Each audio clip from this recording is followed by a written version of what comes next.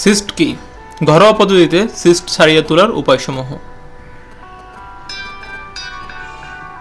শরীরের যে কোনো স্থানে সিস্ট হতে পারে। সিস্ট ত্বকের নিচে মসৃণ, গোলাকার এবং শক্ত গঠনের হয়। সিস্ট সাধারণত হয়ে থাকে ইনফেকশনের জন্য, সিবাসিয়াস গ্ল্যান্ড ব্লক হয়ে গেলে, বাহ্যিক কোনো উপাদান প্রবেশ করলে এবং টক্সিনের কারণে। শরীরের টিস্যুর ভিতরে সিস্ট হয় এবং এর মধ্যে তরল বাঁধা তরল পদার্থ থাকে। কখনো কখনো এরা ব্যথামুক্ত হয় এবং খুব ধীরে বৃদ্ধি পায়। কিন্তু এই সিস্ট যদি সংক্রমিত হয় তাহলে সিস্টে ব্যথা, চুলকানি বা জ্বলুনি হতে পারে। কখনো কখনো সিস্ট ফেটেও যেতে পারে। সিস্ট যদি অভ্যন্তরীণ অঙ্গ যেমন কিডনি, লিভার এবং অগ্নাশয় হয় তাহলে তা ছোট হয় এবং কোনো লক্ষণ প্রকাশ করে না বলে বোঝাও যায় না। কিন্তু যদি ত্বকের নিচে হয় তাহলে তা চামড়ার নিচে বিশ্রী লাল ফোলা দেখায়, যা স্পর্শ করলে নরম অনুভূত হয় এবং ব্যথা করে। সিস্ট ছাড়িয়ে তোলার জন্য ঘরোয়া কিছু পদ্ধতি নিয়ে আলোচনা করব। অ্যালোভেরা।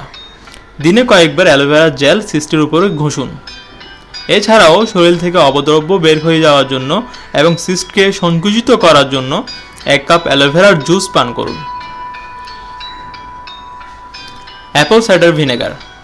সিস্ট থেকে মুক্ত হওয়ার জন্য অ্যাপল সাইডার ভিনেগার অত্যন্ত কার্যকরী।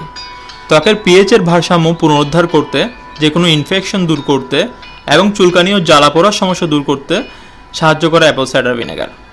একটি তুলার বল অ্যাপল সাইডার ভিনেগারে ভিজিয়ে নিয়ে সেটি সিস্ট মুছে নিন। দিনে কয়েকবার এটা করুন। এছাড়াও 1 গ্লাস পানিতে 2 টেবিল চামচ অ্যাপল সাইডার ভিনেগার মিশিয়ে দিনে 2 বার পান করুন।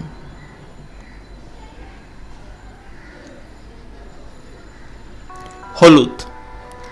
সিস্ট দূর করতে চমৎকারভাবে কাজ করে হলুদ। 1 কাপ উষ্ণ দুধে আধা চামচ হলুদ মিশিয়ে পান করুন।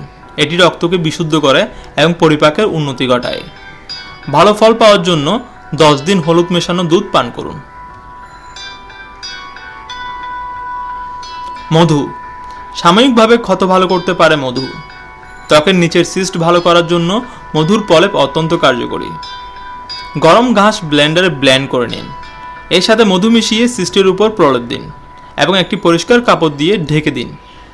সারা রাত এভাবে রেখে দিন। অবশ্যই ইতিবাচক ফল দেখতে পাবেন।